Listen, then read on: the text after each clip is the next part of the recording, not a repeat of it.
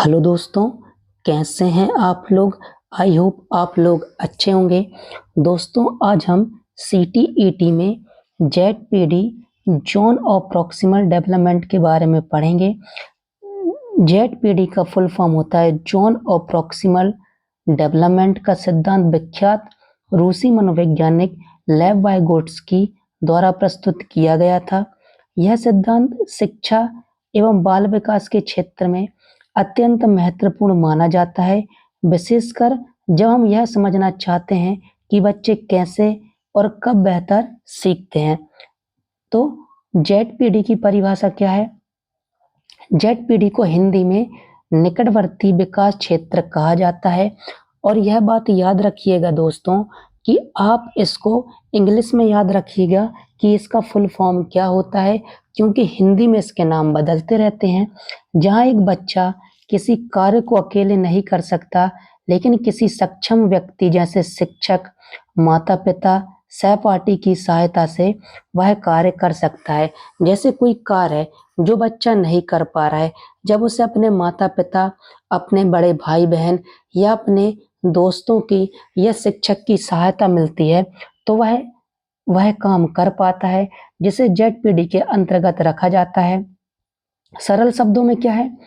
ZPD वह अंतर है जो किसी बच्चे की वर्तमान योग्यता, जो वह अपने आप कर सकता है, और उसकी संभावित योग्यता, जो वह मार्गदर्शन के मिलने पर कर सकता है, के बीच होता है।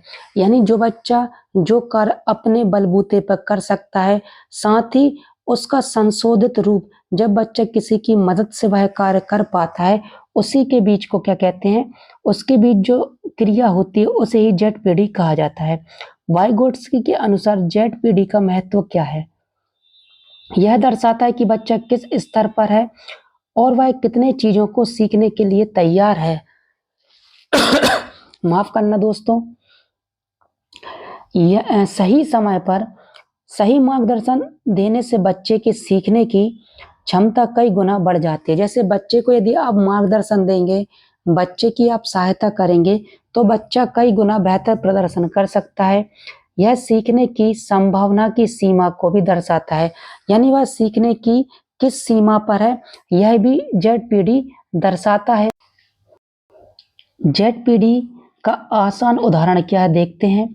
उदाहरण एक 5 वर्षीय बच्चा अकेले साइकिल नहीं चला सकता है, लेकिन जब उसके माता-पिता उसे साइकिल पर बैलेंस करने में मदद करते हैं, तो वह कुछ दूरी तक साइकिल चला लेता है।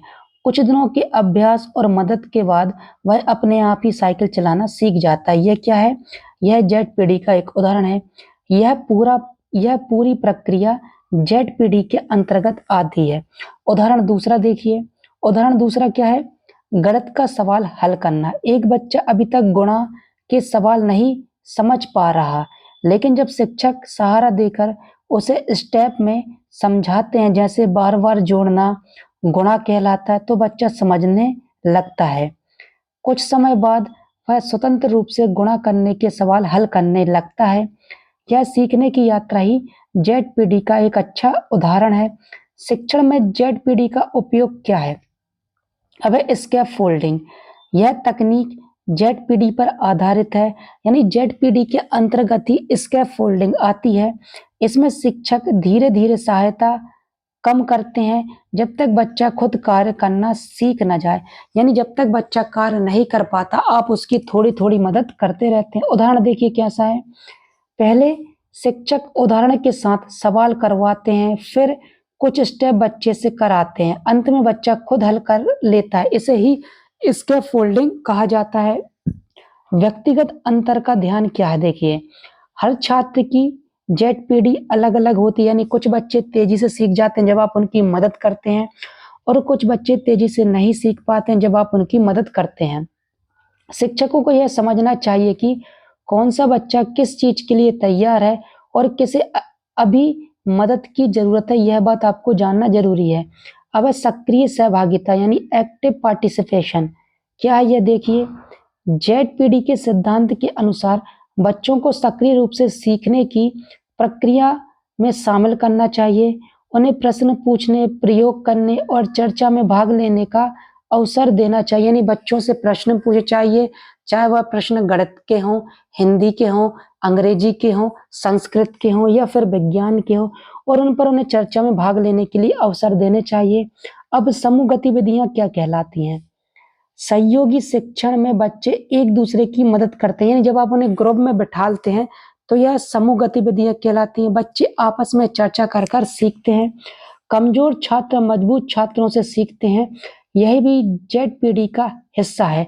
यानी जब आप बच्चों को एक ग्रुप में बिठालते हैं, जो कमजोर बच्चा होता है वह आपस में क्रिया करके, अंतः क्रिया करके, जो तेज बच्चे होते हैं, जो बच्चे दिमाग से तेज होते हैं, उनकी मदद से कमजोर बच्चे क्या करते हैं, सीख पाते हैं। अब मूल्यांकन का क्या उपयोग है, देखिए। सतत और समेटिव मूल्यांकन से यह जाना जा सकता है कि कौन सा छात्र किस क्षेत्र में सहायता के बिना सक्षम है और किसे जेड पीढ़ी के अंतर्गत मदद की चाहिए। यानी मूल्यांकन के द्वारा आप यह सीख सकते हैं कि किस बच्चे को सहायता की आवश्यकता है, किस बच्चे को जेड पीढ़ी की आवश्यकता है और किस बच्चे को जेड पीढ़ी की आवश्यकता नहीं है। अब देखिए, जेड पीढ़ी से जुड़े हुए मुख्य बिंदु क्या हैं। जेड पीढ़ी वर्तमान क्षमता और संभावित क्षमता कहलाती है। और स्कैफोल्डिंग क्या है, देखिए। जब वर्तमान क्षमता और जो संभावित क्षमता के बीच के अंतर को जेड पीढ़ी कहा जाता है। स्कैफोल्डिंग का है क्या है, सहारा देकर सीखने की प्रक्रिया है। मोर नॉलेजेबल अदर यानी MKO क्या है, वह व्यक्ति जो बच्चे से ज्यादा जानता है और मदद करता है। जैसे एक टीचर MKO के अंतर्गत आता है क्योंकि वह बच्चे से ज्यादा जानता है। और सहयोग क्या है, सामाजिक सहभागिता से सीखना को तेज होता है। यानी जब आप सामाजिक सहभागिता के माध्यम से सीखते हैं तो वह सहयोग कहलाता है। प्रासंगिक शिक्षण क्या है, जेड पीढ़ी में पढ़ाना बच्चे की वास्तविक जरूरतों पर केंद्रित होता है। यानी बच्चे की आवश्यकता क्या है, वह किस चीज पर अपने दिमाग को केंद्रित करे, उसे किस चीज को सीखने की आवश्यकता है, यही प्रासंगिक शिक्षण के अंतर्गत आता है, यानी जेड पीढ़ी के अंतर्गत आता है। निष्कर्ष क्या यानी कंक्लूजन क्या, देखिए। जेड पीढ़ी सिद्धांत यह बताता है कि बच्चे हमेशा कुछ नया सीखने की क्षमता रखते हैं, लेकिन सही मार्गदर्शन और समय पर मदद मिलने पर ही वे उस क्षमता तक पहुंच सकते हैं। शिक्षकों के लिए यह जानना आवश्यक है कि बच्चे को स्वतंत्र छोड़ना है और कब उसे सहारा देना है। जेड पीढ़ी पर आधारित शिक्षण न केवल प्रभावी होता है, बल्कि यह इस बच्चे में आत्मनिर्भरता और आत्मविश्वास को भी बढ़ाता है। देखिए, जेड पीढ़ी क्या है, निकटवर्ती विकास क्षेत्र की उत्पत्ति और सिद्धांत का मूल आधार क्या है। जेड पीढ़ी की अवधारणा लेव वाइगोट्स्की ने 1930 के दशक में प्रस्तुत की। वाइगोट्स्की का मानना था कि सीखना और विकास सामाजिक परस्पर क्रिया के माध्यम से होता है और बच्चे का बौद्धिक विकास सामाजिक, सांस्कृतिक और भाषाई संदर्भों से गहराई से जुड़ा होता है। और वाइगोट्स्की की सोच भी आप देखिए, बच्चा केवल अपनी वर्तमान समझ के अनुसार नहीं सीखता, बल्कि उस सहायता के अनुसार भी सीखता है जो उसे मिलती है। इस संभावना की सीमा को ही जेड पीढ़ी कहा जाता है। जेड पीढ़ी के 3 स्तर क्या हैं, तो पहला है वास्तविक विकास स्तर, एक्चुअल डेवलपमेंट लेवल, वह काम जो बच्चा स्वतंत्र रूप से कर सकता है। संभावित विकास स्तर यानी पोटेंशियल डेवलपमेंट, वह काम जो बच्चा मदद से सीख सकता है या कर सकता है। और देखिए, जेड पीढ़ी क्या है, जोन और प्रॉक्सिमल डेवलपमेंट, इन दोनों स्तरों के बीच का अंतर, यानी जो बच्चा अभी नहीं कर पा रहा है लेकिन सही मार्गदर्शन से कर सकता है, उसके बीच के अंतर को जेड पीढ़ी कहा जाता है। जेड पीढ़ी का ग्राफिक प्रतिनिधित्व कैसा है, देखिए। जेड पीढ़ी क्या है, मदद से कर सकता है, अकेले कर सकता है, ठीक है। ये क्या है, यानी जेड पीढ़ी में क्या होता है, ये जो मदद से कर सकता है और अकेले कर सकता है, इसके बीच के जो अंतर होगा वही जेड पीढ़ी के अंतर्गत आएगा। और अभी नहीं कर सकता है चाहे मदद मिले, यानी कुछ बच्चे नहीं कर पाते जब उनको मदद मिल सकती, क्योंकि उन्हें और ज्यादा मदद की आवश्यकता होती है। जेड पीढ़ी में सहायता करने वाला कौन है, MKO, मोर नॉलेजेबल अदर, यह वह व्यक्ति होता है जो बच्चे से ज्यादा जानकार होता है और उसे सीखने में मदद करता है। यह कोई भी हो सकता है, शिक्षक हो सकते हैं, माता पिता हो सकते हैं, भाई बहन हो सकते हैं, और सहपाठी यानी मित्र भी हो सकते हैं, या कंप्यूटर सॉफ्टवेयर या ऐप भी हो सकते हैं। जैसे कि आप देख रहे हैं आजकल ऑनलाइन लर्निंग का ज़माना है, धीरे-धीरे ऑनलाइन लर्निंग में बहुत ज़्यादा प्रगति हुई है। जेडपीडी पर आधारित शिक्षण रणनीतियाँ क्या? स्कैफोल्डिंग यानी सहायक संरचना।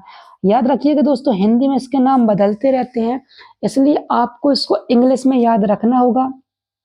अब स्कैफोल्डिंग क्या है? यह एक अस्थायी सहायता होती है जो शिक्षक तब तक देते हैं जब तक बच्चा कार्य में निपुण न हो जाए। जैसे जैसे बच्चा सीखता है, सहायता धीरे धीरे घटा दी जाती है। आवश्यकता आधारित शिक्षण, नीड्स बेस्ड इंस्ट्रक्शन।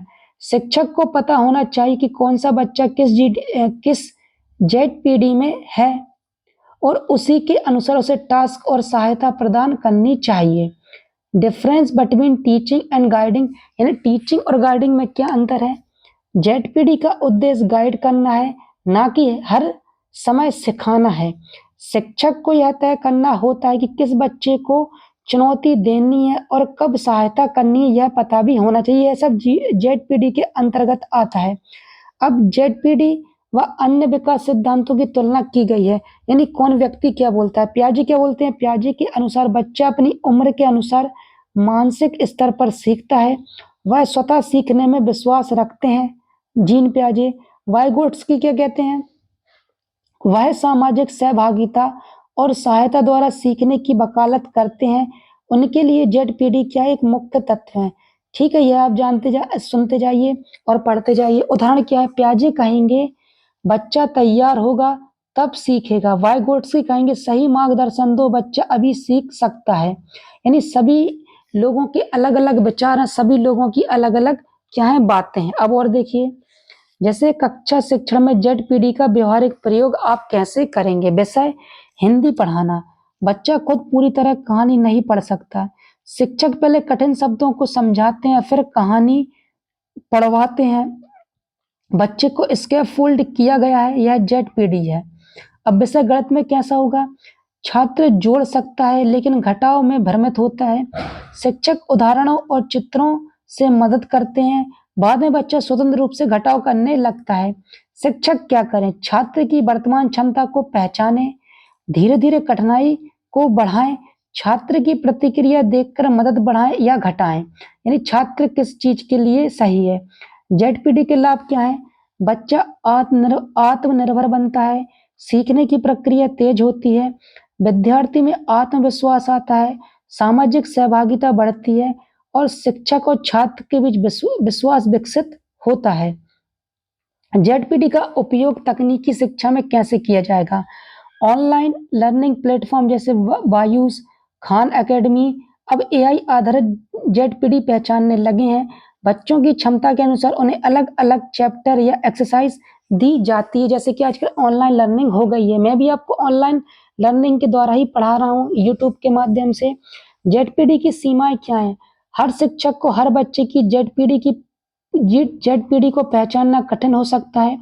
यह मदद जरूरत से ज्यादा दी जाए तो बच्चा निर्भर बन सकता है। कुछ बच्चे शर्माते हैं, मदद मांगने से बचते हैं, जिससे उनका जेडपीडी में सीखना क्या होता है, रुक जाते हैं। अब कुछ बच्चे शर्माते हैं, वह टीचर के सामने बात नहीं कर पाते या कुछ पूछते हैं तो बच्चे हंसने लगते हैं, इसलिए उनका जेडपीडी विकास तेजी से नहीं हो पाता है। निष्कर्ष देखिए क्या है?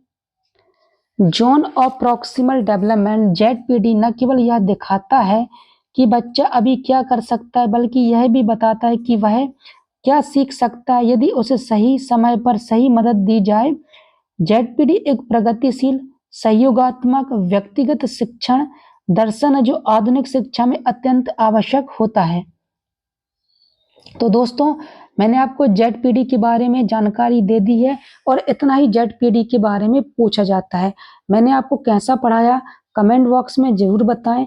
यदि मैंने अच्छा नहीं पढ़ाया हो तो भी आप बता सकते हैं कि मैं अपने अंदर क्या सुधार करूं, जिससे मैं आपको बेहतर चीज उपलब्ध करा सकूं और बेहतर पढ़ा सकूं। नमस्ते दोस्तों।